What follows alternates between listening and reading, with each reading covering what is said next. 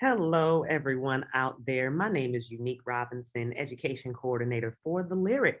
I'm also a poet, performer, educator, professor, and artist. I've been doing this poetry thing for quite some time since I was some of your ages. I started writing poetry in elementary school in fifth grade and then started performing my poetry in high school at 14 years old. So hopefully I can be there to help you help yourself and write an amazing, amazing poem for the Dream Big essay contest, which is currently happening right now. So give me 1 second. I'm going to share my screen so we can get to this lovely presentation that I have for you.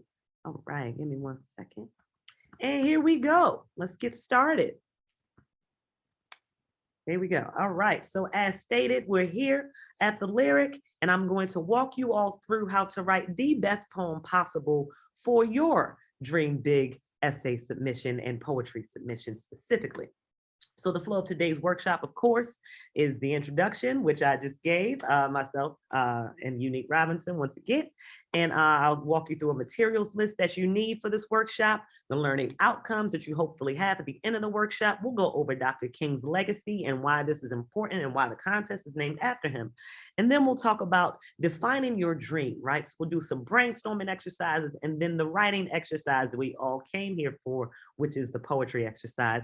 And then we'll close out. I'll give you a couple of details of the website to submit and all of those things. So all you'll need for this workshop is the Dream Big Poetry Workshop PowerPoint, which is right here, a pen or a pencil, a blank sheet of paper or journal, as well as, most importantly, your imagination. So learning outcomes, students will learn how to write poetry about their big dream and vision for their community. Students will learn literary devices that they can incorporate into their poems, and students will learn more about Dr. King's legacy and how it connects to your dreams today. All right, so a bit about Dr. King. I'm sure schools have showed you all many, many things about Dr. King, but this is a very key incident in his life. So Reverend Dr. Martin Luther King Jr., who lived from 1929 to 1968, first articulated his big dream for America at the March on Washington for Jobs and Freedom on August 28, 1963. Over 100,000 people were in attendance for this. As you can see, there's a good amount of them in this picture right here. And in this speech, he described his dream of an America that was free of racism and bigotry based on the color of one's skin. And the speech was revolutionary because it amplified the voice and possibility for Black America, poor America, at a time when we were legally considered second-class citizens in the Jim Crow era. So this is a moment what I would ask you all. Do you feel that Dr. King's dream for America has been realized? Why or why not? What are some examples you could give? I'll give you a moment to think about it. All right, there's your moment. So now is the time when you will define your own dream, right? And brainstorm a way to really talk about and articulate that, right? So before you begin writing your poem, you brainstorm the following questions on the sheet of paper that I asked in the materials list. So what is your highest vision for your own life? Right? If no barriers existed, if racism didn't exist, sexism, classism, homophobia, transphobia, all of that did not exist, what would you want to become in your future? Right? So if that's a lawyer, if that's a professor, if that's a doctor, musician, athlete, scientist, artist, etc., don't limit yourself.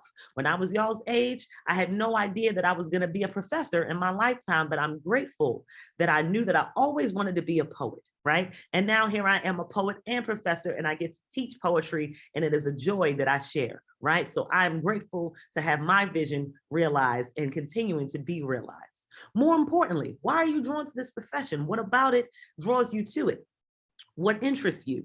If it's because I can make a lot of money, now that's a great dream, right? That's something that we all want, of course. But what would you do with this money to assist others? Because again, a big part of this contest is we're looking to see how your dream can assist your community, not just yourself, right? What is the big dream and vision that you have for bettering the world that we live in, right? And what issues do you see in your community every day, right? Is it trash? Is it rodents, right? Is it, the drug use and alcohol use and, just the way that people relate to each other? What is it? I'm not going to speak for you. You tell me, what issues do you see in your community every day when you leave your house, right? And then most importantly, what would you do or hope to do to change these issues? How can you be a part of that change, right? And then what are some possible solutions you can think of? So just write all of this out, take the time to really articulate it and answer each one of these questions here, because you'll need it for the next exercise, which is the poem coming right now. So now it's time to get creative, right? On another sheet of paper in your journal, list the following at the top. You want to list your name, right? And a nickname that you go by. You want to list your favorite color. You want to list 2 last names you might have inherited, right? So parent, guardian, whatever your last name is, and then maybe incorporate another last name, right? 2 affirming words that describe you best. I say affirming for a reason, right? Affirmations are words that we use or phrases that we use to make ourselves feel better, to empower ourselves, right? So is it powerful? Do you feel graceful? Are you enthusiastic? Are you creative, right? Are you strong? Are you the one that gets everything started, right? What are you, right? Let's talk about that. Where are you from? What neighborhood are you from? Or what city are you from, right? And if you're from multiple neighborhoods or multiple cities, what city do you claim that speaks to you the most, right? I myself am from Park Heights. Shouts out to the West Side. So that's what I would put in mind, right? And then of course you want to pull back in those issues that you wrote in the brainstorm that you see in your community, right? And then you also want to talk about the solutions to those issues that you see in your community as well, and list those out too, right? So list these all out first, right? And then we will move on with actually writing the poem. So on that same sheet of paper where you listed all of those particular things in the last slide, skip 2 lines and then write the words I am, followed by your affirming words, right? So my example here is I am powerful and creative, right? The goal now is to fill in the blanks with the words you listed in whatever way you see fit to create your poem. This is where it gets fun. This is where your imagination really comes into play, right? I'm not going to tell you all how to write a poem. I just want you to, have fun with it and see what comes out of it, right? But the goal really, keep it to a page and be sure to give your poem a title, a very interesting, cool title that is going to jump out at us, right? And then, funny enough as well, we have these lovely terms that poets use called literary devices, right? Use at least one of these in your poem, at least one. If you want to use 3, if you want to use 33, that's fine, right? But use at least one. So a simile, of course, is a comparison using like or as. I have examples here.